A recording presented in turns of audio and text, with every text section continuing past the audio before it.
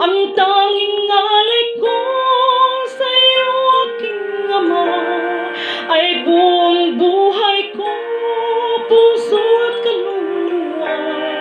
Hindi makaya ng may pagkaloob, mamahaling hiyas ni kintong nilukot. Ang tanging dalangin ng Diyos ay tanggapin, ang tanging alay ko nawa'y gamitin. Ito lamang, Ama, wala nang iba pa. Ako